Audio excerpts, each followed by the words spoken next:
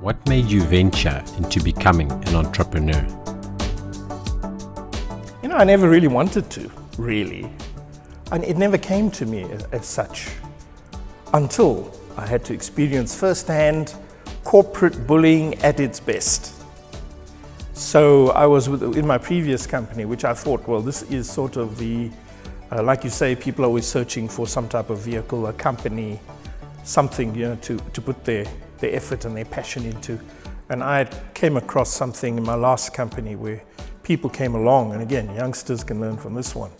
People come along with lots of money and they say, well, we'll set everything up for you. You just bring your passion, bring your ingenuity, give us your intellectual property. We want what's in your mind.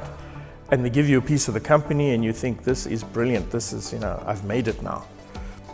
10 years, 8 years down the line, you find the company's making a lot of money. You've given away all your patents and all your copyrights and everything to the company, and you've now gotten diluted out from 25% down to less than 1%. And it's legal to do that. It does happen. It's not ethical to do that after taking 10 years of someone's life, but no, there's no legal system that will stop you. And I had learned that lesson, so I left them because I could see, and that's the other thing, I just keep talking about integrity and trust, but I had lost my faith in my partners in that business.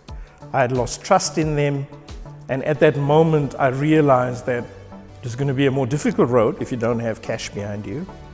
But I realized the only way to do this is actually the hard way, completely on my own. But having been armed with knowing exactly what's required in terms of financing and the economics, I could sort of plot a decent path for myself.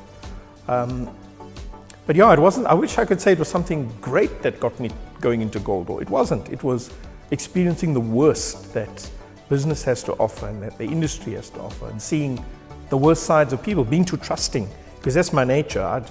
I love to love, I love easy, I care easy, I trust easy. And it's often taken advantage. Those are lovely qualities to have, but in business, you get eaten up quickly if you're too trusting. You can be loving and caring, just don't trust everyone.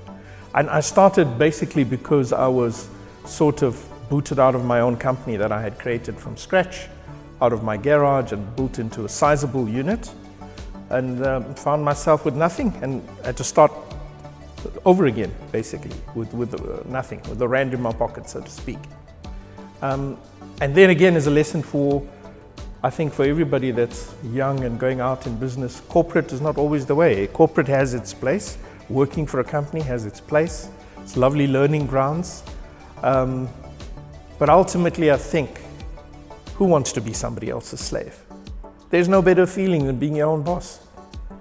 You live and die by your own sword, so you can do well, you can do badly, but it's a lovely feeling knowing that you don't have to look over your back, you don't have to worry about politics, and you creating something that's yours.